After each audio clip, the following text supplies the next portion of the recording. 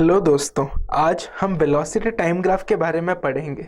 जब भी कोई बॉडी मोशन में होती है वो किसी पर्टिकुलर वेलोसिटी से मूव करती है। अब उस वेलोसिटी को मेजर करने के लिए हम वेलोसिटी टाइम ग्राफ की हेल्प लेते हैं।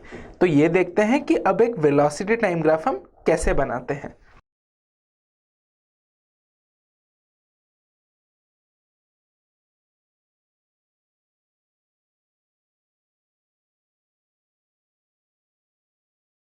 अब आप जैसे देख सकते हैं कि हमारी वेलोसिटी टाइम ग्राफ कुछ अलग नहीं होगी। जैसा कि हमने टाइम को हमेशा एक्स एक्सिस में लिया था, क्योंकि वो इंडिपेंडेंट वेरिएबल है, यहाँ पे भी हम वही करेंगे। अब हमारी वेलोसिटी जिसको हमने स्मॉल v से डिनोट किया है वो टाइम पे डिपेंडेंट है, तो वो y एक्सिस पे डिनोट की जाएगी। अब मान लीजिए कि हमारी वेलोसिटी टाइम ग्राफ किसी ऑब्जेक्ट की कुछ इस तरह से दिखती है। अब इस स्ट्रेट लाइन का क्या सिग्निफिकेंस है? जब हम सही से ऑब्जर्व करेंगे, ये जो स्ट्रेट लाइन है ये हमेशा एक्स एक्सिस के पैरेलल है। मतलब जब भी हमारा कोई टाइम चेंज होगा उसमें वेलोसिटी हमेशा कांस्टेंट रहेगी, जिसका मतलब हमारी वेलोसिटी पूरे मोशन में यूनिफॉर्म है। अब वेलोसिटी टाइम ग्राफ की मोशन से हम उस बॉडी का डिस्प्लेसमेंट निकाल सकते हैं। अब हमें पता है वेलोसिटी होती है डिस्प्लेसमेंट डिवाइडेड बाय टाइम। अब हम इसको रीअरेंज करके लिख सकते हैं displacement is equal to velocity into time. अब किसी भी टाइम इंटरवल में, फॉर एग्जांपल हम एक इंटरवल सेट कर लेते हैं t1 जो हमारा इनिशियल टाइम है और t2 जो कि हमारी फाइनल टाइम हो जाएगी।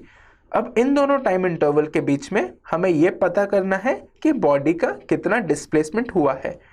तो ऐसे में हमें क्या करना है, हमें इस केस में इस टोटल एरिया को निकालना पड़ेगा अंडर द ग्राफ इस टाइम इंटरवल के बीच में।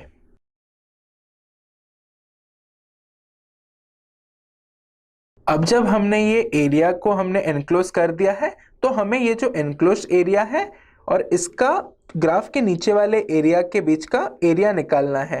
तो ये जो टोटल एरिया होगा ये हमारे डिस्प्लेसमेंट की वैल्यू दे देगी। अब क्योंकि ये एक रेक्टेंगल है तो हम इनको सिंप्लिसिटी के लिए नेम दे देते हैं।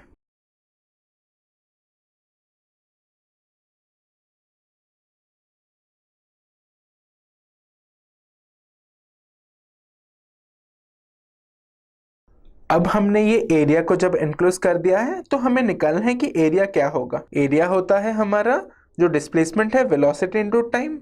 अब टाइम हमारा होगा ये टाइम इंटरवल जो कि होगा t2 माइनस टी वन। अब ये t2 माइनस टी वन को हम अगर देखेंगे वो rs के लेंथ के इक्वल हो जाएगा। तो t2 माइनस टी वन को हम rs लिख सकते हैं। अब ये वेलोसिटी जो है उसका मान लीजिए इतना मैग्नीट्यूड v है। तो हम देखेंगे कि ये जो मैग्नीट्यूड v है वो हमारा इक्वल हो जाएगा to the length of P R. तो हम हमारे वेलोसिटी को लिख सकते हैं पी आर। तो हमारा ये जो एरिया हो जाएगा वो होगा P R into R S. अब हमारा ये एक रेक्टेंगल है तो यहाँ पे पी आर और आर एस होते हैं लेंथ और ब्रेड्थ। अब इनको मल्टीप्लाई करके हमें इस रेक्टेंगल का एरिया मिल जाएगा। तो यही हमने यहाँ पे निकाल दिया है। तो हम एक डिस्प्लेसमेंट निकालने के लिए वेलोसिटी टाइम ग्राफ के एरिया को कंसिडर कर सकते हैं।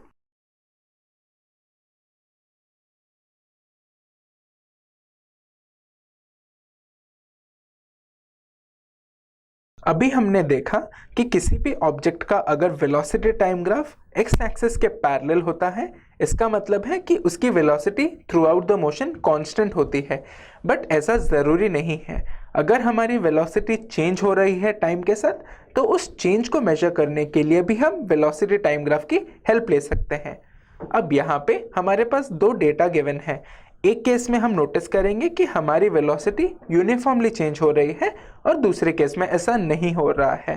अब एग्जैक्टली ये क्या मोशन रिप्रेजेंट करते हैं ये देखने के लिए हम इस डेटा का ग्राफ बनाते हैं और फिर ऑब्जर्व करते हैं।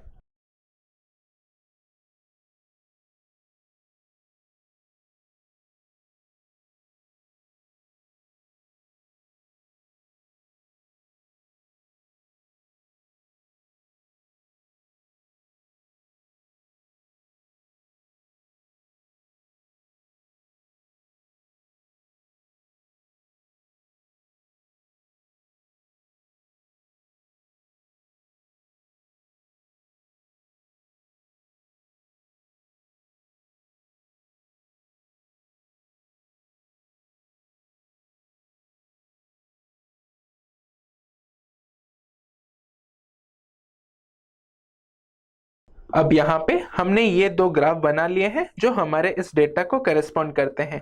अब पहले ग्राफ को देखते हुए हम ये क्लियरली कह सकते हैं कि हमारा यूनिफॉर्म एक्सेलरेशन का केस है। क्यों? क्योंकि ये ग्राफ एक स्ट्रेट लाइन है जो ओरिजिन से पास करता है। तो यहाँ पे ये जो वीटी ग्राफ है ये यूनिफॉर्म एक्सेलरेशन का केस है। अब दूसरे केस में हम देखेंगे कि हमारी जो वेलोसिटी है वो यूनिफॉर्मली चेंज नहीं हो रही है। तो हम कहेंगे कि ये जो हमारा वीटी ग्राफ है वो हमारा नॉन यूनिफॉर्म एक्सेलरेशन को रिप्रेजेंट करता है। अब पहले हमने जैसा देखा है किसी भी वीटी ग्राफ के एरिया को अगर हम निकालें at any given time interval तो वो हमें उसका डिस्प्लेसमेंट दे देगा। तो पहले केस में भी फॉर एग्जांपल हम बोलते हैं कि हम डिस्प्लेसमेंट निकालेंगे उस बॉडी का 5 और 15 सेकंड के बीच में। अब ऐसा करने के लिए हमें उस एरिया को निकालना होगा under this curve and x axis 5 और 15 सेकंड के बीच में। अब जब हमने ये एरिया को मार्क कर दिया है तो आपको लग रहा होगा कि ये एरिया कैलकुलेट करना काफ़ी डिफिकल्ट है, बट ये बहुत इजी है। अब ये कैसे करते हैं? हम इस एरिया को दो पार्ट्स में ब्रेक कर सकते हैं। अब कैसे ये होता है देखते हैं।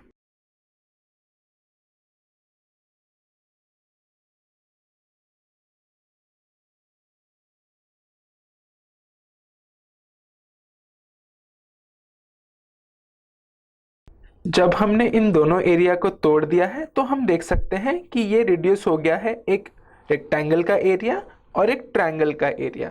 अब इन दोनों एरियाज को हम इजीली कैलकुलेट कर सकते हैं और इसका जो एडिशन होगा वो हमारा टोटल डिस्प्लेसमेंट बताएगा इस टाइम इंटरवल के बीच में, जो है 5 और 15 सेकेंड के बीच में। अब एक और इम्पॉर्टेंट चीज़ है जो हम इस ग्राफ से निकाल सकते हैं जहाँ पे यूनिफॉर्मली वेलोसिटी चेंज हो रही है। अब हमने पढ़ा है कि एक्सेलरेशन जो होता है वो rate of change of velocity है, तो एक्सेलरेशन हमारा v/t है। तो इस ग्राफ को यूज करके हम rate of change of velocity निकाल सकते हैं जो हमें एक्सेलरेशन देगा। अब एग्जांपल के लिए हम बोलेंगे कि 10 सेकेंड में हम देखते हैं कि हमारी बॉडी की वेलोसिटी 20 मीटर्स पर सेकेंड है। तो अब यहाँ से हमें मिल जाएगा हमारा एक्सेलरेशन 2 मीटर पर सेकेंड स्क्वायर। अब ये एक्सेलरेशन हम किसी और नंबर को लेके भी यूज़ कर सकते हैं, जैसे कि 15 सेकेंड में हमारी वेलोसिटी थी 30 मीटर्स पर सेकेंड, तो एक्सेलरेशन हो जाएगी 30 डिवाइडेड बाय 15 जो कि फिर से होगा 2 मीटर पर सेकेंड स्क्वायर। अब पहले वाले केस में हमारा एक्सेलरेशन यूनिफॉर्म है जो दूसरे केस में नहीं होगा, बट इस दूसरे केस में हम ये फाइंड कर सकते हैं कि किसी भी टाइम इंटरवल में इस एरिया कितना होगा ग्राफ का, जो कि हमें दे देगा उस टाइम इंटरवल में डिस्प्लेसमेंट। अब इन सारे केसेस में जो हमने अब तक पढ़ा है यहाँ पे वेलोसिटी टाइम के साथ इंक्रीज कर रही थी, बट अगर हमारा वेलोसिटी टाइम के साथ डिक्रीज करता है तो उस केस में हम बोलेंगे कि नेगेटिव एक्सेलरेशन हुआ है। एग्जाम्पल के लिए अगर आप किसी कार में ब्रेक लगा दें तो थोड़े टाइम के बाद आपकी कार रुक जाएगी। क्यों? क्योंकि वेलोसिटी ग्रेजुअली डिक्रीज करेगी और फाइनली जीरो बन जाएगी। तो किसी डिसेलरेशन का वेलोसिटी टाइम ग्राफ कुछ इस प्रकार से दिखता है।